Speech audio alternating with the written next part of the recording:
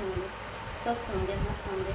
मैं आप सब बीच में एक बहुत प्यारा भोले जी की गीत लेकर आई हूँ। मेरे गीत कैसे लगा आपको कमेंट बॉक्स में ज़रूर बताना। अच्छा लगे तो लाइक, सब्सक्राइब, शेयर दोस्तों ज़रूर करना। आप सब बहुत बहुत धन्यवाद। आई गए सावन के महीना, चली शिव जी के धामवा। आई गए सावन के महीना, चली शिव जी के धाम। शिव जी के धामवा हो, शिव जी के धामवा, शिव जी के धामवा हो, शिव जी के धामवा। आई गए सावन के महीना, चली शिव जी के धामवा। आई गए सावन के महीना, चली शिव जी के धामवा।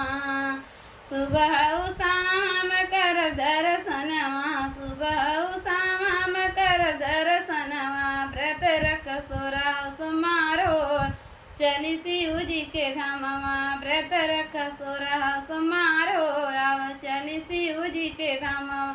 शिव जी के धामवा हो, शिव जी के धामवा। व्रत रख सोरह सोमवार हो, चली शिव जी के धामवा।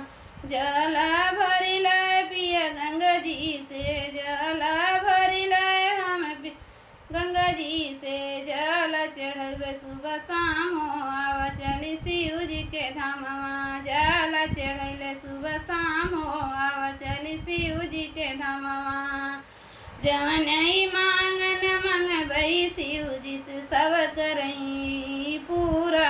आव चली शिव जी के धाम हो, आव गेले सावन के महीना, आव चली शिव जी के धाम हो। मांगे हम गोद के ललनवा, मांगे हम गोद के ललनवा। और अमर सोहागो, चली शिव जी के धामवा। और अमर सोहागो, आव चली शिव जी के धामवा। आई गए सावन के महीना, आव चली शिव जी के धामवा।